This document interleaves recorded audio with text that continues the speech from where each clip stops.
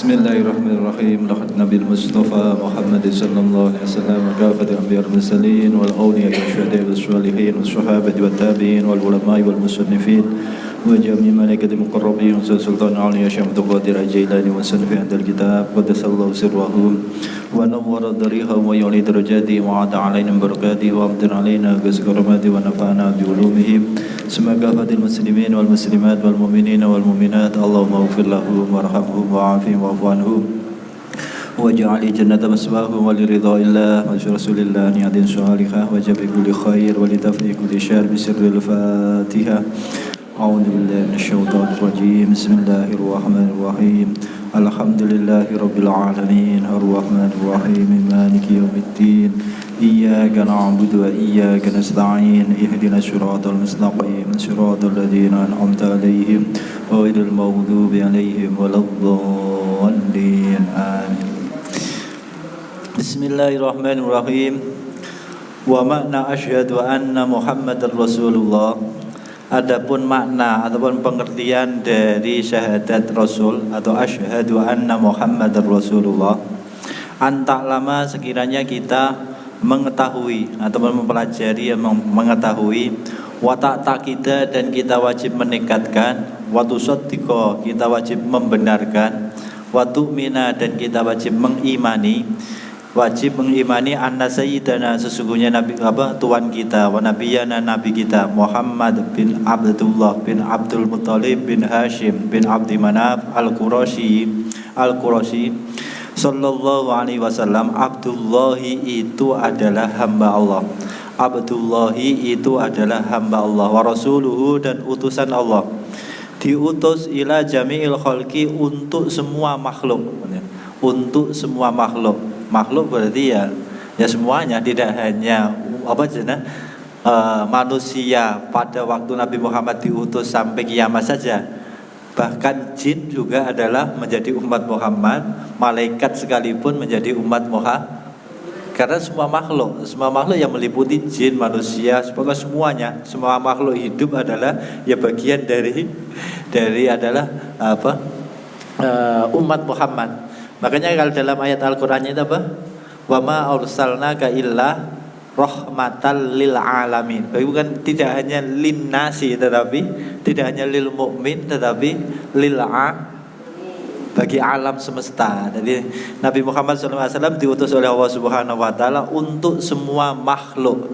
Tidak hanya manusia saja, jin saja, tapi semuanya, untuk semua. Ila jami'il khalqi. Nabi kita Muhammad SAW wulida dilahirkan di Makkah di kota Mekah. Kemudian Wabu Isa dan diutus oleh Allah Subhanahu Wa Taala biha ketika masih berada di Mekah. Wahajaro kemudian Nabi kita Muhammad SAW hijrah, diperintahkan hijrah ilal Madinati ke kota Madinah. Wadufina maksudnya adalah Nabi kita Muhammad SAW wafat dan dimakamkan fiha di kota Madinah.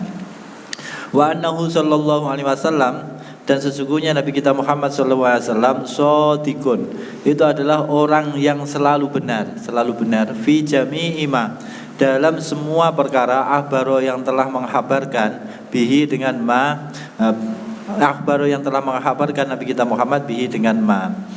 Jadi ini keyakinan tidak boleh berubah sama sekali, bahkan tidak boleh ragu ya.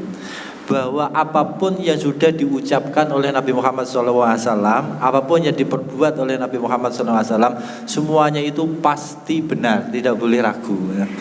Makanya sering kami sampaikan kaitannya dengan masalah hadis dhaif ya.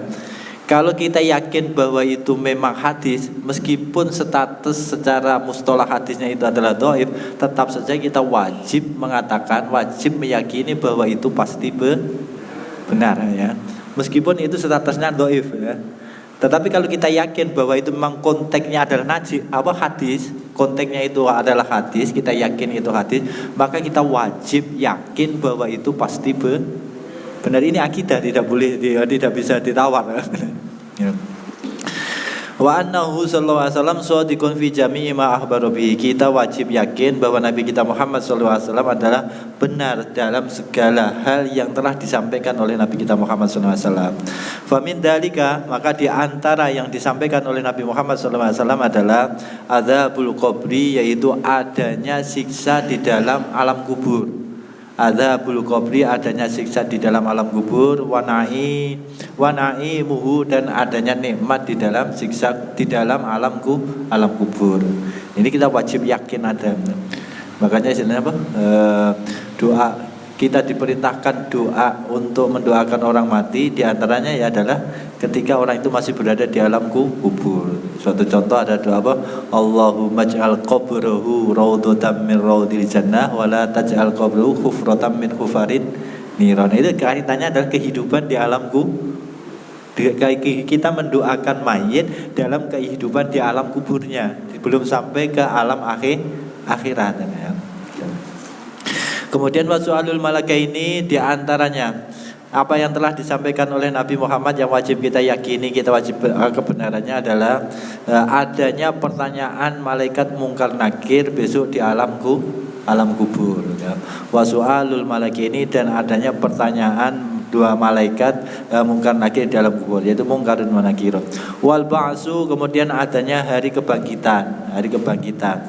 Wal hasyru, kemudian adanya hari dikumpulkannya manusia ataupun makhluk. Wal qiyamatu, adanya hari kiamat. Wal hisabu, adanya hisab. Kemudian wasawabu, adanya pahala. Wal adabu, dan adanya siksa. Wal mizanu, kemudian adanya mizan timbangan amal. Jadi amal itu besok prosesnya 2 kali ya. Di dalam di akhirat nanti itu amal manusia itu diproses 2 kali. Dihisab, kemudian ditimbang. Dihisab berarti dihitung banyak sedikitnya amal itu sendiri. Kemudian ditimbang berat ataupun ringannya amal itu sendiri. Maka meskipun amalnya itu banyak, tapi kalau kualitasnya tidak ada kualitasnya, yang menjadi ringan. Dan penentuan akhir bukan banyak atau sedikit, tetapi berat ringannya amal. Makanya dalam ayat Al-Quran adalah faman saqulat mawazinuhu fahuwa fi isyatir. Jadi penentuan akhir itu adalah amal besok adalah berat dan ringannya, bukan banyak sedikitnya. Makanya kalau ulama-ulama sufi penekanan kita beramal itu jangan memperbanyak amal, tapi memperbaiki amal, supaya memang amal itu benar-benar berbobot. Jadi meskipun amal itu banyak, kalau tidak berbobot ya istilahnya ya ada faedahnya juga, tapi tidak seberapa ketika dibandingkan amal itu benar-benar berbobot. Faman saqulat mawazinuhu fahuwa fi isyatir radiyah. Jadi prioritas kita melakukan suatu amal sebaiknya adalah menyempurnakan ataupun memperbaiki amal-amal yang sudah ada. Nah, biasanya nafsu manusia ini adalah termotivasi untuk memperbanyak amal. Biasanya nafsu manusia termotivasi untuk memperbanyak amal, bukan memperbaiki amal yang sudah ada. Wan naru, kemudian adanya neraka. Wasyirat, kemudian adanya syirat. Wal khaudu, adanya telaganya Nabi Muhammad. Wasyafaatu, adanya syafaat Nabi Muhammad SAW. Kalau syafaat ini adalah pengertian syafaat itu yang mutlak syafaatnya Allah. Cuma istilahnya ketika Nabi Muhammad memberi syafaat adalah Nabi Muhammad memintakan syafaat kepada Allah, dan syafaatnya Nabi Muhammad pasti diijabah. Dan tetap saja yang menolong itu bukan Nabi Muhammad ya. Jadi tidak ada yang bisa menolong kecuali Allah. Maka ibadah juga. Tetapi kalau syafaatnya Allah, berarti Allah yang memberi pertolongan. Jadi kalimat itu ya sah-sah saja. Satu kalimat dinisbatkan kepada Allah, kemudian dinisbatkan kepada makhluk. Cuma nanti pengertiannya pasti beda. Sama dengan dalam ayat Quran, yadullahi fawqa aydihim, tangannya Allah. Itu meskipun dalam bahasanya itu masuk dalam bagian khilafiyah antara ulama, ada yang mengatakan yad ya yad.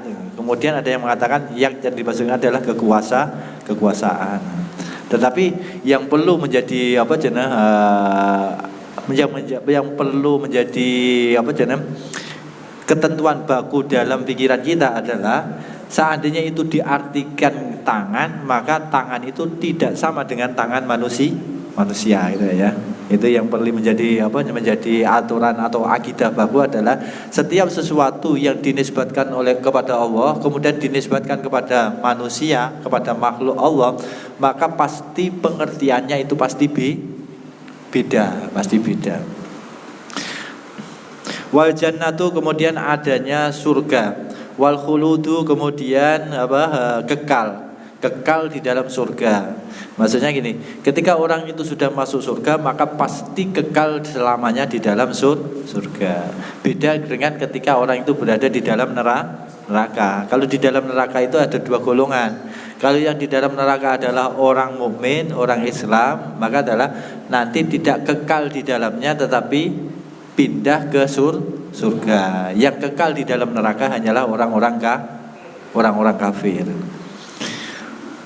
Warru'yah, kemudian adanya bisa melihat zat Allah Subhanahu wa taala di dalam surga. Jadi warru'yatu lillahi, dan bisa melihat lillahi taala kepada Allah Subhanahu wa taala, tetapi fil jannati, besok di dalam surga. Jadi kalau kisah di dalam sejarah itu sendiri adalah tidak ada makhluk yang mampu untuk melihat zat Allah Subhanahu wa taala dalam kehidupan nyata di dunia ini terkecuali hanya satu, Nabi Muhammad SAW ketika waktu di Mi'rajkan gitu ya. Ini akidah juga. Ya, Nabi Musa yang bermohon kepada Allah pun tidak mampu untuk melihat.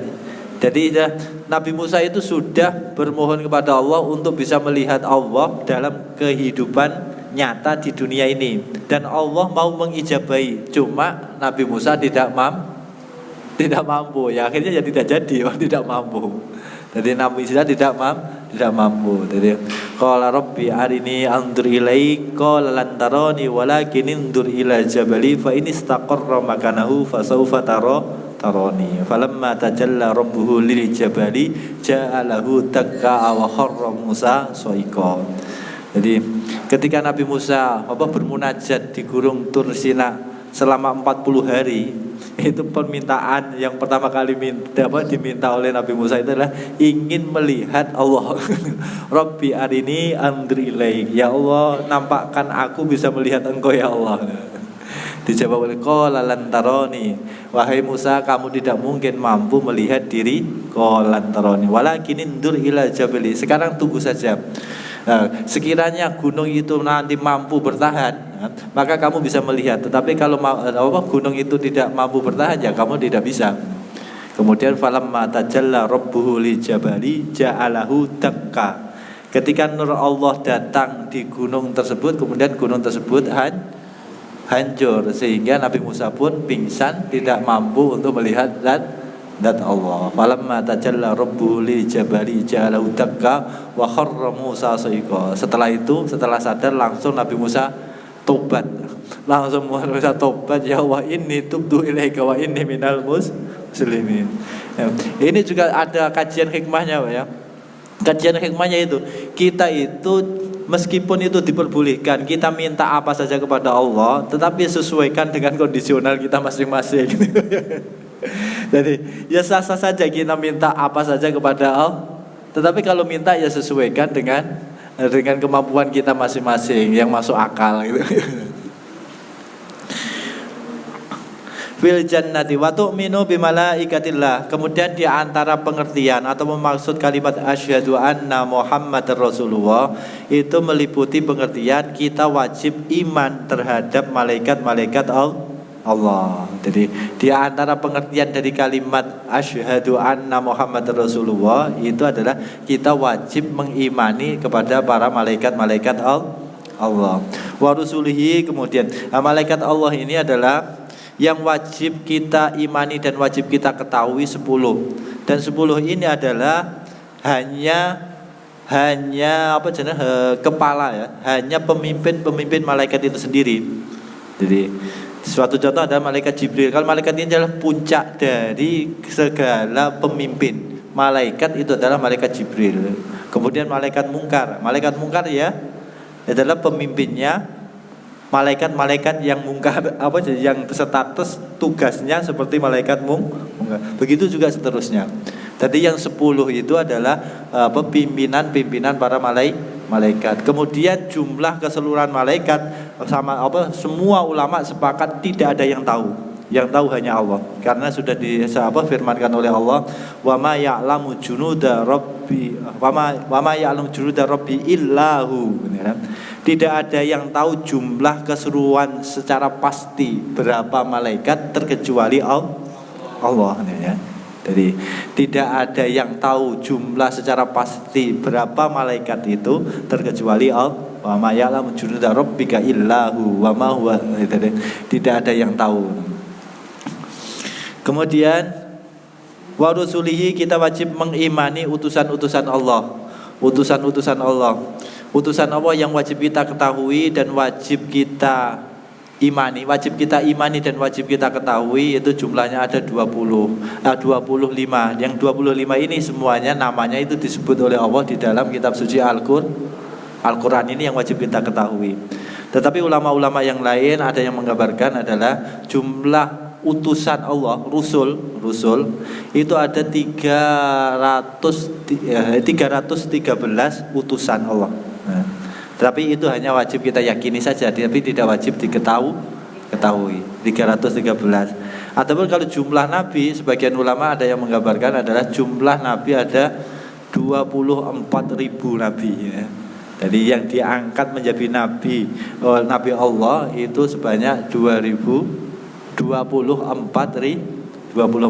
Makanya ada kajian hikmah dalam ketika kita ingin berminat, bisa bermimpi bertemu dengan Nabi Muhammad, hendaknya membaca sholawat sebanyak 24.000 kali ini. Hikmah itu antara hikmah.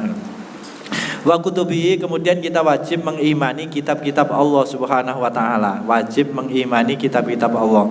Jadi kita tidak boleh ingkar terhadap Injil. Hukumnya haram. Kita tidak boleh ingkar terhadap Injil, tidak boleh ingkar terhadap Taurat, tidak boleh ingkar terhadap kitab Zabur. Jadi kita wajib iman. Cuma yang kita amalkan adalah kitab suci Al-Quran. Tapi untuk keimanan kita wajib mengimani loh, Pak. Tidak boleh mengingkari. Karena itu adalah kitab Allah. Itu adalah kitab Allah yang diturunkan Allah kepada Nabi Musa, Nabi Injil, Nabi Daud. Itu kita wajib iman. Begitu juga suhufnya Nabi Ibrahim, suhuf Nabi Musa dan lain sebagainya. Itu kita wajib imani. Dan yang wajib kita ketahui ya hanya kitab 4 itu sendiri. Kemudian wabil qadri, kita wajib mengimani akan takdir Allah, khairihi wa syarrihi. Baik itu takdir masalah kebaikan ataupun masalah keburukan. Semuanya itu adalah takdir Allah ataupun yang telah diinginkan oleh Allah ya. Tetapi kaitannya kita mengimani takdir, jangan salah persepsi ya. Maksudnya salah persepsi apa? Kita tidak boleh mengkambing hitamkan takdir untuk menjalankan suatu kemaksiatan ya. Karena syariatnya adalah ma asabaka min hasanatin fa minallah wa ma asabaka min sayyi'atin fa min nafsik ya. Jadi, setiap sesuatu yang baik murni itu adalah karena pertolongan Allah Subhanahu wa taala, tapi sesuatu yang buruk tidak boleh dinisbatkan kepada Allah meskipun hakikinya adalah itu takdir Allah ya. Karena kalau tidak ditakdirkan tidak mungkin terjadi. Tetapi tidak boleh dinisbatkan kepada Allah karena kita diberi prioritas oleh Allah ikhtiari untuk memilih. Maka kita tidak boleh mengkambing hitamkan takdir. Orang itu maksiat kemudian dasarnya kalau tidak ditakdirkan Allah maksiat, tidak mungkin aku maksiat. Ini tidak bisa. Tidak bisa. Jadi kita tidak boleh mengkambing hitamkan takdir untuk kepentingan nafsu ataupun istilah untuk kemaksiatan. Ma asabaka min hasanatin fa minallah wa ma asabaka min sayyi'atin fa min nafsik. Kemudian ya, baik ataupun buruk itu adalah semuanya dikehendaki oleh Allah. Ataupun kalau dalam ini kaitan takdir ini sama dengan kalimat ataupun istilahnya masuk juga dalam keterangan asyhadu alla ilaha illallah, yaitu kemarin masya Allah kan wa ma lam yasha lam yakun. Setiap sesuatu yang dikehendaki Allah pasti terjadi, dan setiap sesuatu yang tidak dikehendaki oleh Allah tidak mungkin terjadi. Nah ya. Makanya ini kaitannya kita menggabungkan Pak ya. Kita menggabungkan pengertian syariat dengan pengertian hakikat ya. Suatu contoh misalnya corona ini. Corona ini jangan hanya kita melihat secara syariat saja, tetapi hati kita harus diisi dengan hakikat supaya kita tetap nyaman. Dan kalau syariat itu sampai masuk ke dalam hati kita, kita pening, hidup kita tidak akan merasa nyaman. Ketika kita ingin nyaman, ya kita bersyariat. Kita bersyariat tetap ya.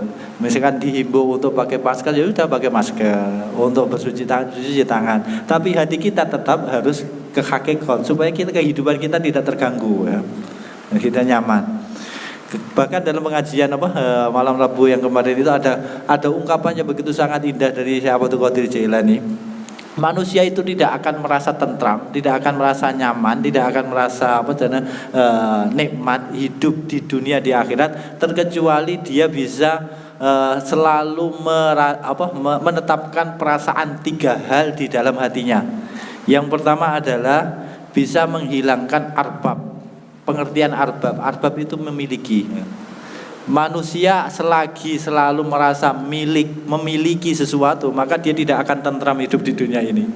Karena nanti kalau sesuatu yang dianggap itu miliknya hilang, dia pasti akan selalu kecewa. Ya. Makanya kadang-kadang kalau dulu kan ungkapan ulama-ulama sufi itu adalah sebatas titipan Allah. Kalau diambil Allah ya sudah, diambil yang punya kan gitu ya. Ini untuk kadang-kadang penyampaian ulama-ulama dahulu untuk supaya hati kita nyaman hidup di dunia itu seperti itu. Hilangkan perasaan merasa memiliki. Maka kita akan nyaman hidup di dunia ini. Kalau kita selalu merasa memiliki ini itu dan lain sebagainya, kita akan pening, disibukkan dengan ngurusi ini itu terus-menerus. Kemudian yang kedua adalah asbab. Hilangkan perasaan hukum asbab di dalam hati kita. Di dalam hati loh, bukan di dalam dalam kehidupan kita. Kalau dalam kehidupan kita wajib melakukan ikhtiar. Tetapi di dalam hati jangan sampai terikat dengan hukum sebab musabab supaya kita nyaman ya. Suatu contoh misalkan hukum sebab musabab bisa jadi corona itu adalah membuat orang mati. Itu hukum sebab musabab.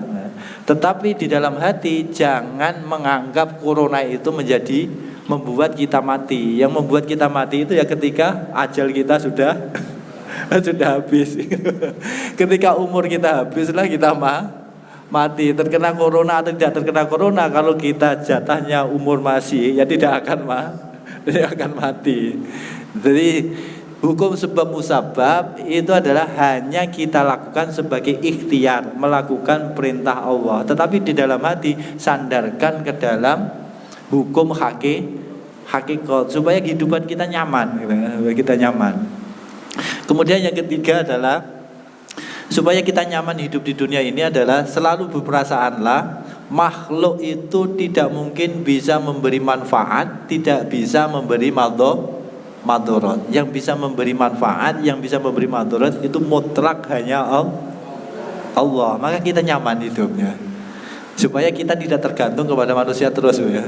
Jadi hidup kita tidak tergantung dengan makhluk, tidak diperbudak oleh makhluk. Kita kan biasanya selalu merasa diperbudak oleh sesuatu kepentingan kita ketika kepentingan itu digantungkan kepada makhluk. Suatu contoh misalkan kita ingin cari pekerjaan, harapannya adalah pada si A itulah yang bisa memasukkan kita, memberikan kita pekerjaan. Maka kita akan diperbudak oleh si A. Karena kita menyandalkan suatu harapan kepada makhluk, maka kita akan diperbudak oleh makhluk. Jadi tidak ada yang bisa memberi manfaat, tidak akan bisa memberi madorot terkecuali Allah. Maka kita akan nyaman. Tetapi ini di dalam hati. Kembali lagi Bu ya. 3 perasaan ini jangan dipraktekkan secara lahiriah. Tetapi perasaan itu harus selalu ada di dalam hati supaya kita hidupnya nyaman. Kemudian wa annahu sallallahu alaihi wasallam khatamun nabiyyin. Kemudian pengertian kalimat asyhadu anna Muhammad Rasulullah lagi adalah bahwa Nabi kita Muhammad sallallahu alaihi wasallam itu adalah akhir atau pungkasan dari segala nabi, semua nabi yang telah diutus oleh Allah Subhanahu wa taala. Jadi pengertian kalimat ini adalah kita wajib yakin untuk menolak ya. Kita wajib menolak kalau ada seorang yang mengaku menjadi nabi diutus setelah Nabi Muhammad SAW. Kita wajib ingkar. Kalau kita tidak ingkar, maka kita malah menjadi kufur ya. Ini kewajiban ya. Kalau ada yang mengaku menjadi nabi setelah Nabi Muhammad, maka kita wajib tidak percaya. Kalau kita percaya, malah kita yang terkena kita terkena kekufuran itu sendiri gitu ya. Dari Allah wa annahu sallallahu alaihi wasallam khatamin nabiyyin. Kemudian wa sayyidu waladi Adam, kemudian Nabi Muhammad sallallahu alaihi wasallam adalah sebagai tuannya anak cucu Adam ataupun manusia. Maksudnya adalah yang paling mulia dari makhluk Allah, dari manusia itu adalah Nabi kita Muhammad sallallahu alaihi wasallam. Ini juga akidah, Pak ya. Akidah. Jadi suatu contoh gambaran gini, ada orang yang mengatakan Nabi Ibrahim itu lebih baik, lebih mulia daripada Nabi Muhammad. Kita wajib menolak. Akidah kita tidak boleh mengatakan kalau Nabi Ibrahim itu lebih. Meskipun di sisi lain ya ada istilahnya kalimat Allah anit tabi millata Ibrahim Hanifah. Jadi wahai Muhammad ikutilah agamanya Nabi Ibrahim gitu ya. Kemudian Nabi Ibrahim mendapatkan gelar Khalilullah, suatu contoh adalah kekasih Allah. Ya tetap saja adalah Nabi Ibrahim secara akidah yang harus kita yakini tetap di bawahnya Nabi Muhammad. Jadi wasayyidu waladi Adam maksudnya adalah kita wajib yakin bahwa Nabi kita Muhammad SAW adalah mulianya makhluk Allah. Jadi tidak ada makhluk yang mulia melebihi mulianya Nabi Muhammad SAW. Itu juga ditegaskan Nabi dalam sebuah hadisnya adalah ana sayyidu waladi Adam wala fakhra. Aku adalah tuannya, aku adalah mulianya anak turun Adam. Tetapi ya tidak ada kebanggaan, tidak dibanggakan ya. Makanya kemudian dalam sebuah hadis yang lain adalah wala tusayyiduni kama tusayyidu bani Israil ala Isa bin Maryam. Kau jangan menuankan diriku sebagaimana Bani Israel menuankan Isa bin Maryam. Ini akidah. Ajmain semuanya makhluk, pokoknya tidak ada yang melebihi mulianya Nabi kita Muhammad sallallahu alaihi wasallam. Untuk pengetahuan kita mungkin ada yang kita bahas, semoga.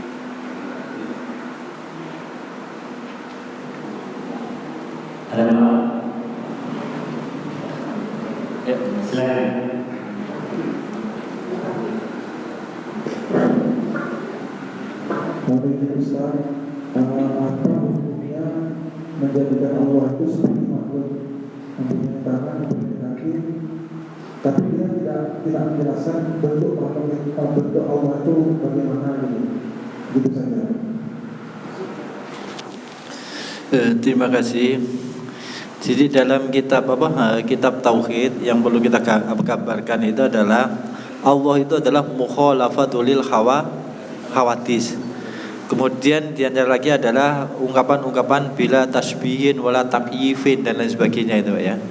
Jadi sebenarnya kita tidak kemudian ada perintah Nabi kita Muhammad SAW, tafakkaru fi khalqillah wala tafakkaru fil khaliq gitu ya. Jadi kita semestinya dilarang oleh agama untuk memikirkan bagaimana Allah itu sendiri. Nah, kalau tadi adalah kami menyinggung kaitannya dengan tangan, karena Allah yang berfirman itu Pak ya. Jadi yadullahi fawqa aydihim. Jadi tangan Allah di atas tangannya makhluk. Itu karena Allah yang berfirman. Kita tidak perlu ataupun kita tidak boleh, malah bukannya tidak perlu, tidak boleh membayang-bayangkan Allah itu bagaimana, ataupun istilahnya mengibaratkan Allah dengan ibarat-ibarat yang ada nisbi dengan makhluknya. Jadi di dalam sebuah ayat adalah dalam sebuah hadis Nabi adalah tafakkaru fil khalqi wala tafakkaru fil khaliq. Pikirkan saja apa ciptaan Allah, jangan memikirkan Allah yang telah menciptakan. Jadi mungkin itu Pak yang lebih aman. Kita tidak perlu mengomentari suatu kalimat untuk dinisbatkan kepada Allah, terkecuali kalau itu yang menisbatkan Allah sendiri. Selanjutnya ada apa? Oke, Ibu, ada.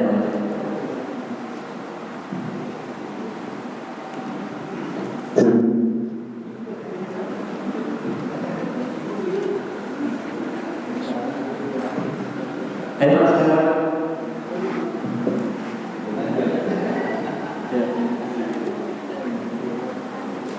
Assalamualaikum warahmatullahi wabarakatuh. Pak Yai, kita sebagai umat Islam ini diharuskan sebanyak-banyaknya kita berselawat kepada junjungan kita Nabi besar Muhammad sallallahu alaihi wasallam. Namun dalam kesehariannya saya mendengar itu ada beberapa macam orang berselawat. Di antaranya ada sallallahu ala Muhammad, ada Allahumma sholli ala Muhammad, ada Allahumma sholli ala Sayyidina Muhammad. Ada lagi pernah saya dengar Allahumma sholli ala Sayyidina Muhammad wa ala ali Sayyidina Muhammad. Ada lagi satu lagi yang kelima itu ya Sayyidi ya Rasulullah. Nah, jadi dalam hal ini kalau menurut saya semuanya baik. Tapi apakah ada paham-paham tersendiri yang membuat perbedaan jenjang ini saja? Atau dari kesemuanya itu ada yang terbaik kira-kira dalam kita bersama? Terima kasih. Terima kasih.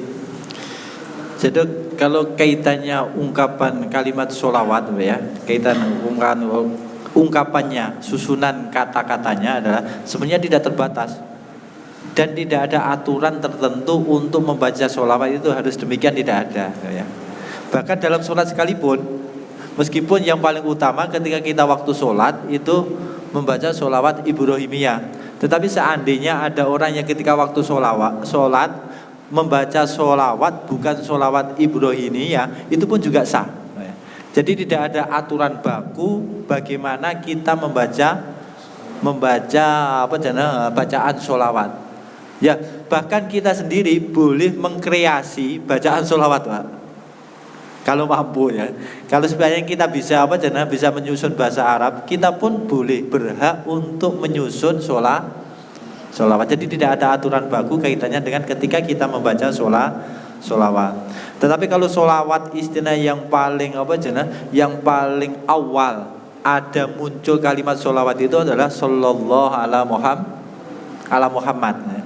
Itu yang dari Allah. Jadi adalah yang memang istilahnya sholawat, kalimat sholawat yang tersusun dari Allah itu adalah sallallahu ala Muhammad ya. Kemudian kaitannya dengan masalah keutamaannya ya masing-masing. Satu contoh misalkan ini, ketika kita waktu sholat, yang paling utama ya kita membaca sholawat Ibrahimiyah, karena itu yang maksur dari Nabi, yang dilakukan Nabi ketika sholat itu yang dibaca sholawat ya sholawat Ibrahimiyah. Maka yang paling utama ketika waktu sholat ya sholawat Ibrahimiyah. Kemudian ketika waktu sholat waktu doa, biasanya yang paling utama yang dibaca ya sholawat munjiat, ya, karena lebih lebih banyak mencakup artinya, pencakupan arti itu lebih luasa karena kaitannya dengan masalah doa.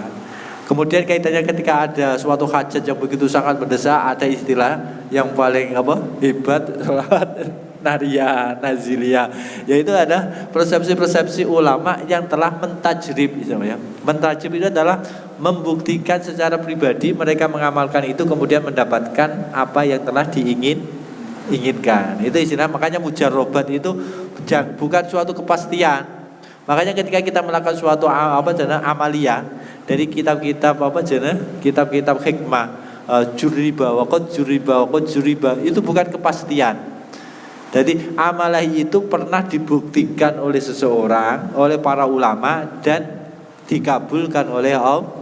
Nah, ketika seandainya sampean mengamalkan kemudian tidak dikabulkan oleh Allah, ya jangan menyalahkan siapa-siapa.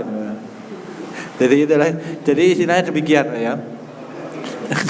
Makanya istilah dari keutamaan amalia ya pada dasarnya demikian itu, ya. Jadi waqt juriba itu bukannya kepastian, tetapi adalah itu pernah dibuktikan, gitu. Pernah dibuktikan oleh suatu ulama soleh, kemudian apa yang diinginkan telah dikabulkan oleh Allah. Jadi mungkin itu Pak, ya. Jadi kaitannya dengan sholawat adalah begitu sangat banyaknya, bahkan mungkin tidak bisa terhitung kaitannya dengan konteks susunan sholawat, ya. Nanti sholawat yang paling awal itu adalah sholawat yang dari Allah adalah sallallahu alaihi Muhammad. Makanya seandainya ketika waktu sholat itu di dalam kitab-kitab fikih membaca sallallahu alaihi Muhammad itu sudah sah.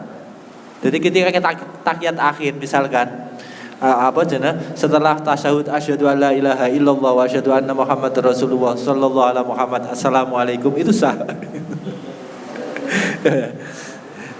Mungkin itu Pak, ya. Jadi kita tidak perlu membahas begitu panjang sholawat karena memang tidak mungkin selesai membahas sholawat itu sendiri. Oke, ini pertanyaan dari Ibu.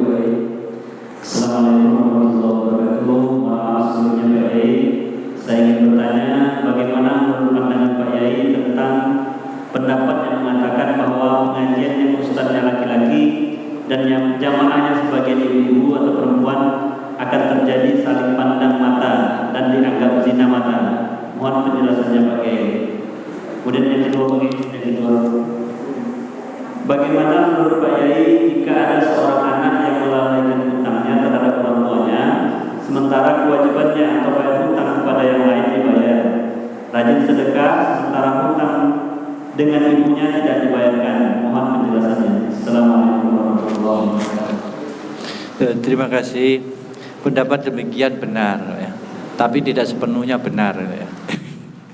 Jadi istilahnya gini, memang istilahnya adalah di dalam fikih itu juga dibahas Pak, ya. Yang demikian itu dibahas juga di dalam kitab apa sih kalau tidak salah mungkin kitab Uqudul Jen itu juga ada keterangan-keterangan yang kaitan menggambarkan dengan keterangan demikian itu adalah jadi laki-laki dengan perempuan itu tidak boleh saling pandang, terlebih-lebih sampai membuka aurat dan lain sebagainya, itu ada hukumnya haram kalau bukan mahram, bukan halalnya ataupun istrinya, ya.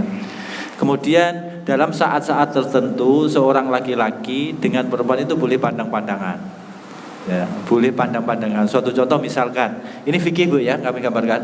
Suatu contoh, dokter melihat auratnya perempuan yang untuk kepentingan pengobatan itu boleh. Secara fikih itu boleh, ya. Bahkan sampai ke seandainya ke tempat yang paling sensitif sekalipun, kalau memang itu sangat dibutuhkan itu boleh. Itu satu contoh. Begitu juga misalkan adalah seorang kiai, seorang ustadz mengajar perempuan, sekiranya sesama perempuan tidak ada yang mengajar dan yang diajarkan adalah ilmu wajib, maka itu juga bisa. Kalau memang perlu untuk tatap mata untuk menjelaskan perkara itu, maka juga diperbolehkan. Kemudian saat lagi lah perempuan dengan laki-laki boleh bertatap mata ketika dalam saat muamalah, jual beli dan lain sebagainya, itu juga sah-sah saja, ya. Cuma ya istilahnya kita jangan kemudian memanjakan nafsu kita, mencari kesempatan dalam kesempitan. Ini hanya itu aja Pak ya. Jadi memang ya tadi kalimat tersebut ya ada benarnya itu ya. Nah, ada benarnya ketika orang itu mencari kesempatan dalam kesempitan. Yang kedua, mendahulukan bayar hutang ke orang lain daripada ke ibunya. Mendahulukan bayar hutang ke orang lain daripada ke orang tuanya. Dia ada hutang. Ada orang mempunyai hutang kepada orang tua dan hutang kepada orang lain. Kemudian dia lebih mengutamakan membayar hutang itu kepada orang lain. Ya bisa saja. Ya. Karena bisa jadi gini ya. Kaitannya hubungan antara orang tua dengan anak itu ada hubungan erat. Hubungan erat.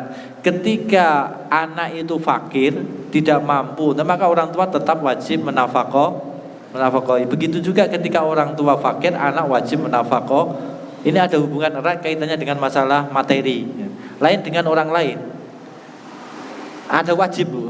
Tetapi kalau kepada orang lain tidak sampai ke taraf wajib, terkecuali kalau memang hanya seorang itulah yang bisa menjadi wajib gitu ya. Tetapi kalau kaitannya dengan orang tua dengan anak memang ada kaidah seperti itu. Bahkan dalam fikih itu adalah orang tua sudah memberi kepada anak, kemudian kalau dijaluk kembali itu boleh. Tetapi kalau kita sudah memberi kepada orang lain, dijaluk kembali itu tidak bisa. Itu kaitannya dengan dengan masalah hak. Kaitannya dengan masalah dengan masalah hak. Ketika kita dengan orang tua, dengan orang lain itu memang ada perbedaan. Jadi memang lebih prioritas ketika sama-sama hutang. Kita wajib kepada orang lain terlebih dahulu.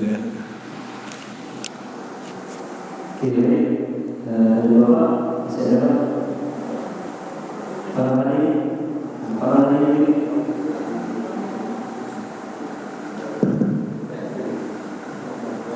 Ini masih masalah tadi. Jadi bagaimana Ustaz, maka memang sebagaimana kita ketahui ada memang golongan itu yang menyatakan memang Allah itu ya terwujud seperti yang tadi. Itu apakah bisa keluar dari akidah atau sampai sesat ke kafir itu Ustaz? Terima kasih.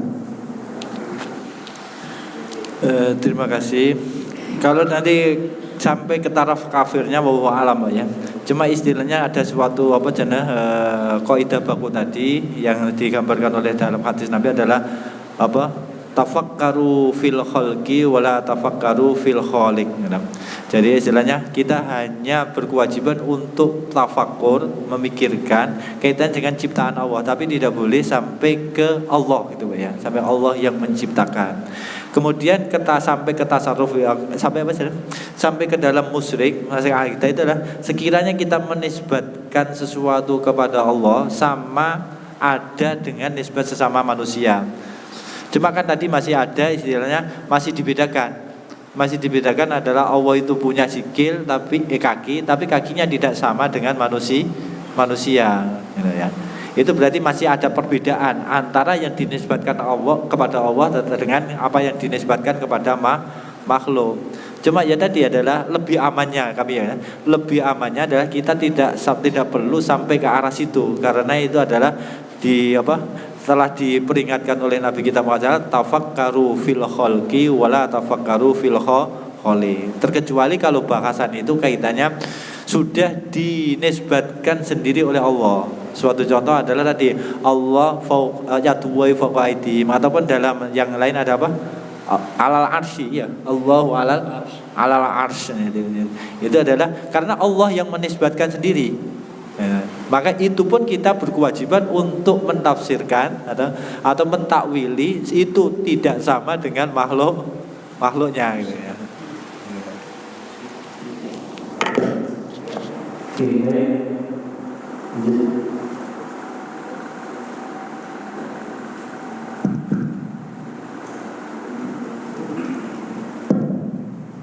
Assalamualaikum warahmatullahi wabarakatuh. Waalaikumsalam warahmatullahi.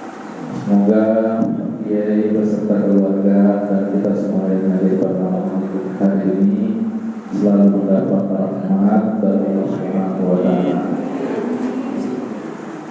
Pak Kiai,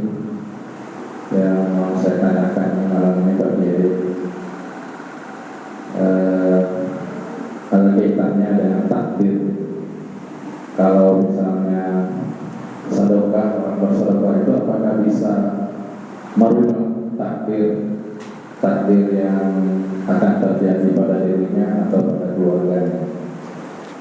Itu yang pertama. Yang kedua, siksa kubur, siksa di dalam kubur.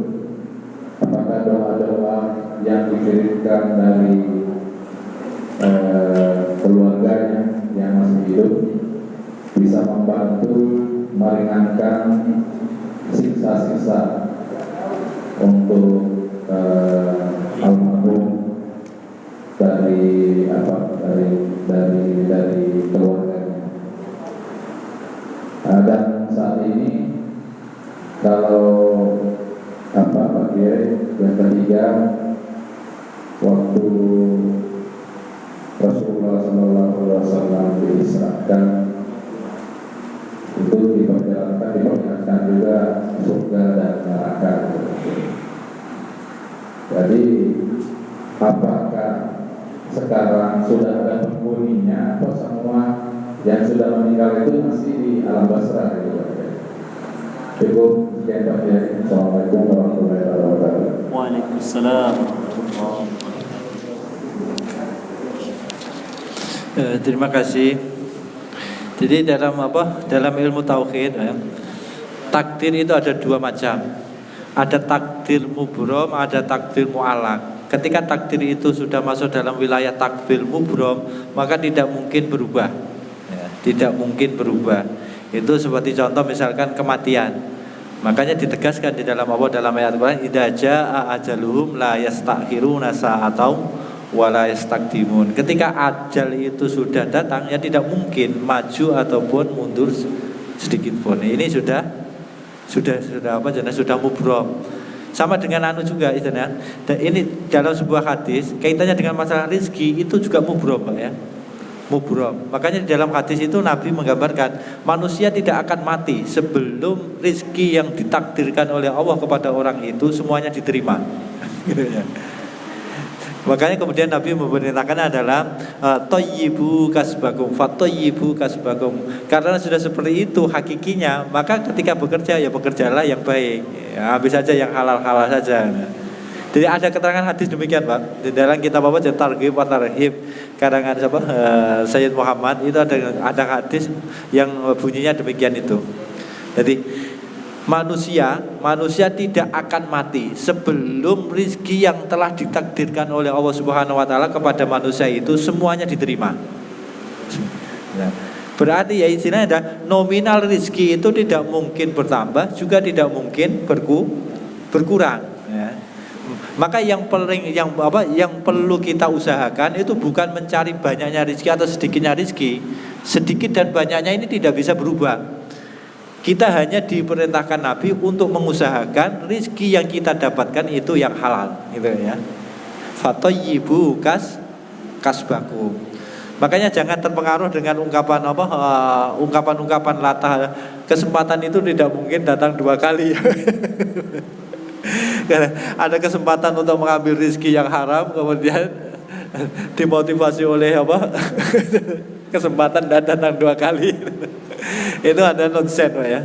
Karena dalam hadis Nabi tadi adalah fatayyibu kasbakum. Jadi yang menjadi kewajiban kita adalah bukan mencari banyak ataupun sedikitnya rezeki, karena itu adalah suatu takdir yang tidak bisa berubah. Jadi usaha kita hanya bagaimana kita mendapatkan rezeki itu dengan cara yang halal. Fatayyibu kasbakum. Itu adalah takdir yang mubrom. Kemudian yang kedua adalah takdir mu'alaq. Yang takdir mu'alaq inilah yang bisa berubah-ubah. Tergantung dengan usaha manusia itu sendiri. Sama dengan yang diisyaratkan dalam ayat Al-Quran adalah innallaha la yughayyiru ma biqaumin hatta yughayyiru ma bi anfusihim. Allah tidak akan berkenan merubah keadaan kaum kalau kaum itu sendiri tidak berusaha untuk merubah. Ya kaum tidak mungkin bisa merubah, tetapi Allah berkenan merubah kalau orang itu berusaha. Jadi takdir kalau kaitannya dengan mu'alaq masih berubah-ubah. Dikuatkan juga dengan hadis-hadis Nabi adalah as-shadaqatu tadfa'ul bala. Sedekah itu bisa menolak. Nah itu diantaranya adalah kaitannya dengan masalah takdir mu'alaq. Nah, takdir yang masih digantungkan oleh usaha manusia itu sendiri. Kemudian juga disingkat dalam sebuah ayat Allah, yamhullahu ma yasha'u wa yusbit. Yamhullahu ma yasha'u wa yusbit. Allah itu berkuasa untuk menghapus ketetapan Allah yang sudah ditetapkan pada zaman zaman Ali. Ini kaitannya takdir mu'allaq. Kemudian takdir mubromnya wa yusbit. Allah pun berkuasa untuk menetapkan. Jadi mungkin itu Pak kaitannya dengan pengertian takdir dalam akidah kita. Kedua, tentang apakah doa bisa merubah, memberi manfaat kepada orang dalam kubur. Di dalam hadis Nabi, kaitannya dalam hadis Nabi ada hadis yang yang memerintahkan untuk kita berusaha menolong orang yang ada di dalam alam kubur. Yaitu hadis yang berbunyi adalah malam yang paling dahsyat yang dialami mayit di alam kubur adalah pertama kali dia berada di alam kubur. Oleh sebab itu ringankan beban mayit itu dengan sedekah. Kalau tidak ada sedekah, sholatlah 2 rakaat, kemudian berdoalah kepada Allah, hadiahkan pahala sholat tersebut kepada mayit. Ini hadis Nabi. Dalam kitab Tajhizul Mayyit karangan siapa? Ayah Haji Ali itu diterangkan dalam awal keterangan itu ya. Jadi istilahnya apa? Malam yang paling dahsyat yang dialami, yang dihadapi oleh mayit adalah pertama kali dia berada di alam kubur. Oleh sebab itu ringankan beban mayit tersebut dengan sedekah. Nah, kalau tidak ada yang disedekahkan, sholatlah 2 rakaat, kemudian berdoalah, pahala sholat itu hadiahkan kepada mayit. Nah, makanya dikenal sampai sholat hadiah itu ya. Ya bermanfaat. Kalau tidak bermanfaat tidak mungkin Nabi memerintahkan. Karena syariat itu tidak ada yang sia-sia. Jadi tidak mungkin Nabi memerintahkan kalau itu tidak bermanfaat gitu ya. Jadi apakah surga dan neraka itu sudah ada isinya? Kalau di dalam kisah kabar itu kan hanya perumpamaan. Yang disebutkan oleh malaikat Jibril itu adalah perumpamaan umatmu besok ya. Jadi kalau untuk saat ini ya belum ada penghuni. Nah, kalau penghuni ya mungkin hanya sebatas pelayan-pelayan ya. Itu pelayan pun ada yang belum juga masuk, yaitu istilah apa? Anak-anak kecil yang meninggal itu kan apa? Masih berada di alam kubur. Karena adalah orang itu masuk ke surga ketika sudah melewati yaumil akhir ataupun yaumil qiyamah. Sedangkan hari kiamatnya belum kan ya. Hari kiamatnya kan belum. Proses manusia itu sampai ke surga itu ketika sudah dibangkitkan dari alam kubur. Kemudian sudah dikumpulkan di mahsyar, sudah melewati sirat, barulah akan masuk surga kan. Oke, Pak. Assalamualaikum warahmatullahi wabarakatuh. Waalaikumsalam Yang saya ingin tanyakan Pak Kiai tentang kehidupan di alam kubur Pak Kiai. Tadi Pak Kiai bilang dasarnya malam pertama di kubur. Itu gimana kehidupan kita di alam kubur Pak Kiai seandainya kita tidak dapat menjawab pertanyaan mungkar dan akhir. Dan yang kedua seandainya kita bisa menjawab pertanyaan mungkar dan akhir itu Pak Kiai. Terima kasih Pak Kiai. Assalamualaikum warahmatullahi wabarakatuh. Waalaikumsalam. Jadi istilahnya tadi secara umum Pak ya. Gambarnya yang digambarkan Nabi Muhammad SAW ini adalah keadaan secara umum. Kemudian manusia ya tergantung pada amaliyah masing-masing gitu ya. Jadi tergantung pada amaliyahnya yang dilakukan di dunia ini. Sekiranya amaliyah di dunianya ini baik ya, meskipun dahsyat ya ringan-ringan saja. Satu-satu gambaran gini Pak. Kalau orang itu cerdas atau orang itu pintar, menghadapi sesuatu yang berat ya biasa-biasa saja. Tetapi kalau orang itu bodoh menghadapi masalah yang berat, begitu sangat takutnya, begitu sangat hebohnya kan itu. Ya tergantung amalnya masing-masing. Jadi istilahnya cuma tadi adalah itu gambaran secara umum. Gambaran secara umum adalah masalah yang paling berat itu ketika malam pertama dia berada di alam kubur. Ya mungkin pengantin baru itu ya. Pengantin baru kan paling dasar. Oke. Baik, dulu.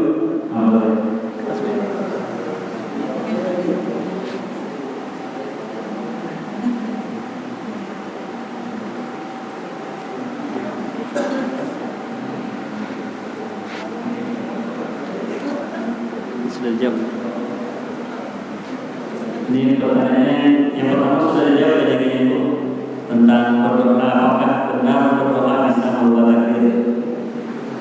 Nah, kemudian yang kedua, Assalamualaikum Pak Yai, saya bisa merasakan suatu hal yang akan terjadi baik diri saya atau dengan orang lain. Apakah ini menyalahi takdir atau mendahului takdir Allah Subhanahu Wa Taala? Ya berarti dia bisa merasakan mengetahui apa yang akan terjadi terhadap seseorang baik. Mungkin ada kelebihan. Kemudian yang kedua, hal apa saja yang membuat suara wanita menjadi aurat?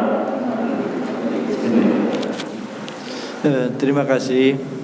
Jadi pada dasarnya sebenarnya ini akidah Bu ya, yang kami sampaikan akidah. Tidak ada makhluk satupun yang tahu apa yang terjadi besok.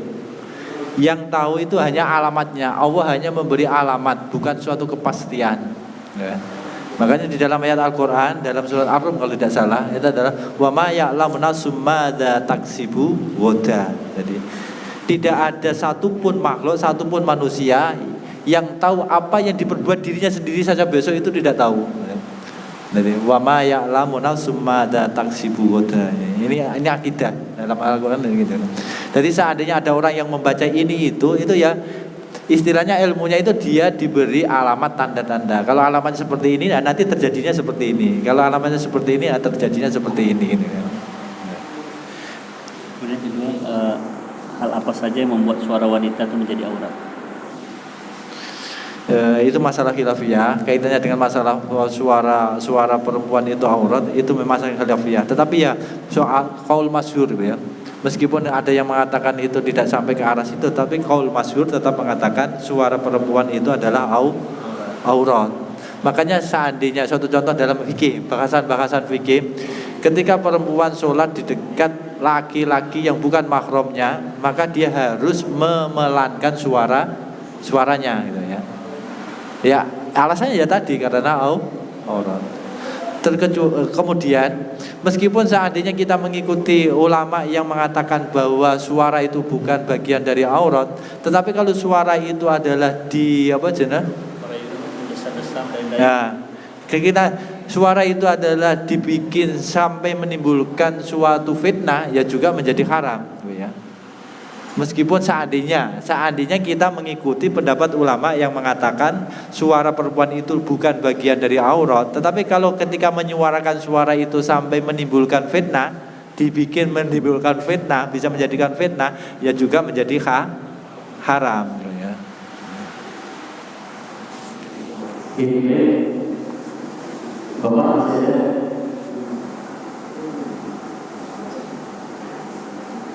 Ini soalnya kesempatan soal pertanyaan masalah nyambut bagian yang tadi ada sholat yang 2 rakaat itu bagian untuk arwah kita untuk yang di alam kubur. Kalau kita misalnya dari sedekah, kita sholat 2 rakaat sholat sunnah itu niatnya gimana tuh bagian ya.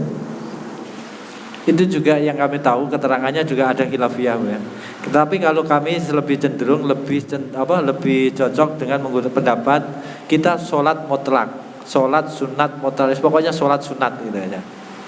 Bukan niat sholat sunat, itu sholat mutlak. Karena itu tidak bertentangan ataupun tidak sampai ada ulama yang mengingkari.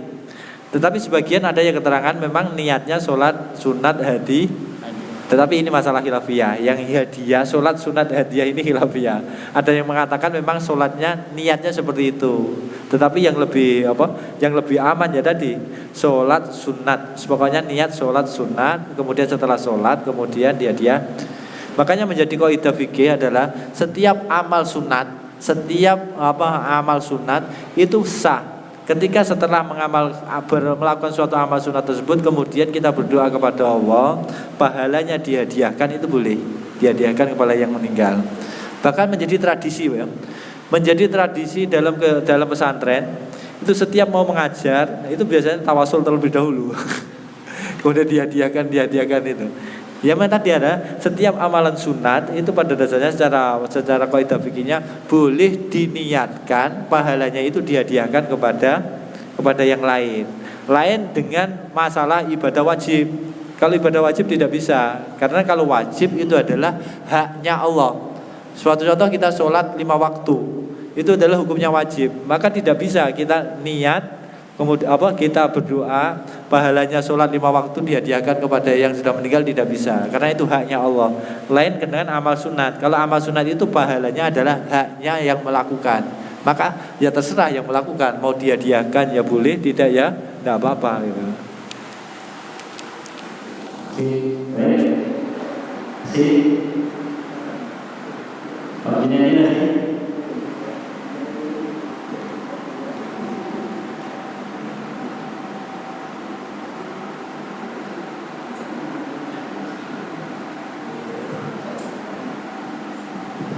Assalamualaikum warahmatullahi wabarakatuh. Waalaikumsalam. Pak Kiai, saya bertanya mundur nih, pelajar kita 2 minggu yang lalu saya menemukan sedikit, yaitu masalah wudhu. Kita ketahui bahwa wudhu ini merupakan syarat mutlak untuk sholat.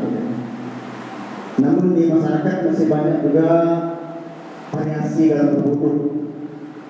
Yang saya tanyakan ini boleh atau tidak.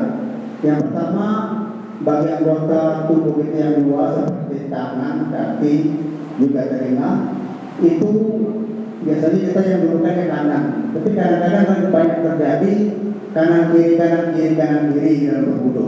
Itu yang pertama, boleh atau tidak. Yang kedua, biasanya kita berdiri 3 kali. Ini sampai bersih berulang-ulang. Apakah bisa dikatakan makruh kalau berlebihan gitu? Nanti yang ketiga, kadang-kadang tangan itu tidak digosok, kaki tidak digosok, hanya dikucurkan saja, dihancurkan 3 kali. Hal ini kira-kira boleh atau tidak? Ini kebiasaan banyak terjadi pada diri kita, anak-anak itu dan keluarga. Itu ya, bangunan Kiai. Yang pertama tadi adalah kanan kiri 3 kali bagi anggota yang 2. Sudah itu berlebihan bukan 3 kali sampai 5 kali, bahkan sampai bersih, sampai tidak terhingga kadang-kadang keenahan mungkin. Yang ketiga, tidak digosok, hanya dimancurkan saja di air mancur. Terima kasih. Terima kasih. Itu masalah ada 2 pendapat demikian Pak ya.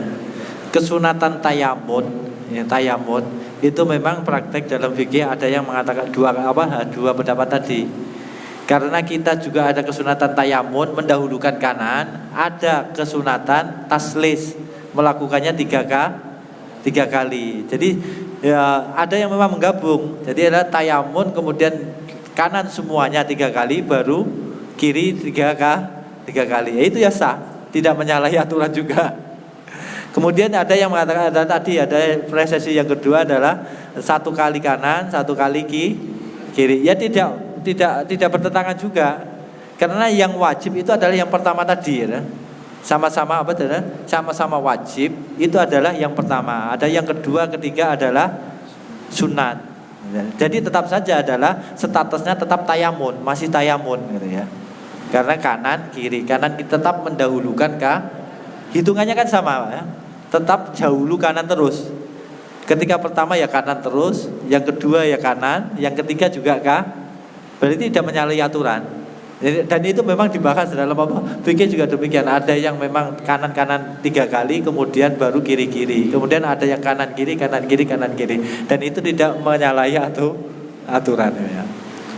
Kedua, gosok itu kelebihan biasa kan.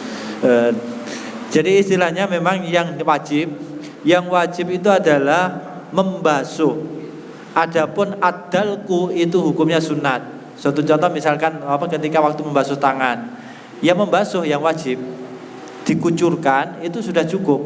Tetapi kesunatannya adalah digosok supaya lebih yakin untuk ratanya. Tetapi kaitannya dengan masalah menggosoknya hukumnya sunat. Jadi seandainya hanya dikucurkan saja, ketika sudah yakin bisa rata maka sah. Cuma tidak mendapatkan kesunatan. Kesunatannya tetap harus digosok. Kemudian kaitannya lebih dari 3 kali itu hukumnya makruh. Karena termasuk israf ya. Jadi menggunakan setiap amaliyah Setiap amaliyah yang sudah ditentukan oleh Nabi yang maksurah itu adalah taslis, berarti lebih dari taslis ini hukumnya makro. Lain kalau perintahnya itu adalah aksir. Kalau perintahnya itu aksiru, maka adalah lebih dari 3 itu tidak masalah. Tetapi kalau istilahnya perintah dalam fikihnya itu taslis, berarti yang 3 kali itu batas maksimalnya. Ketika lebih dari itu menjadi israf atau hukumnya makro. Ibu baca dulu. Cukup, Bapak? Masih? Cukup ya? Oke, baik. Alhamdulillah malam hari ini kita telah kembali masuk dari suatu perbincangan untuk golongannya saya di malam hari ini meminta sedang pakai dengan doa. Bismillahirrahmanirrahim. Alhamdulillahirabbil alamin. Hamdan syakirin, hamdan na'imin, hamdan yuwafi ni'amahu wa yukafi mazidah. Ya Rabbana lakal hamdu kama yanbaghi wajhikal karim wa adil sultanik. Allahumma salli ala sayyidina Muhammad wa ala ali sayyidina Muhammad. Allahumma ya Allah ya Fattah ya Alim. Allahumma iftah lana futuhal arifin warzuqna fahman nabiyyin wa alimna fi ta'wil wa faqihna fi din. Allahumma ij'alna waj'al auladana waj'al talamidana waj'al dhurriyyatana min ahli ilmi wa min ahli al-khair wa min ahli al-Qur'an wa la taj'alna wa iyyahum min ahli syarri wal dhairi wa tughyan. Allahumma hdina wa iyyahum siratal mustaqim siratal istiqamati wat taufiq siratal ikhlasi wat taslim siratal ladzina an'amta alaihim. Allahumma hdina wa iyyahum. Allahumma ya Allah warzuqna wa iyyahum at-taqwa wal istiqamata wa husnal khatimah bi sayyidina Muhammadin sallallahu alaihi wasallam bis-syafa'ah. Allahumma rabbana atina fid dunya hasanah wa fil akhirati hasanah wa qina adzabannar. Subhana rabbika rabbil izzati amma yasifun wa salamun alal mursalin walhamdulillahi rabbil alamin. Taqabbalallahu minkum inna minkum taqabbal ya karim. Wassalamualaikum warahmatullahi wabarakatuh.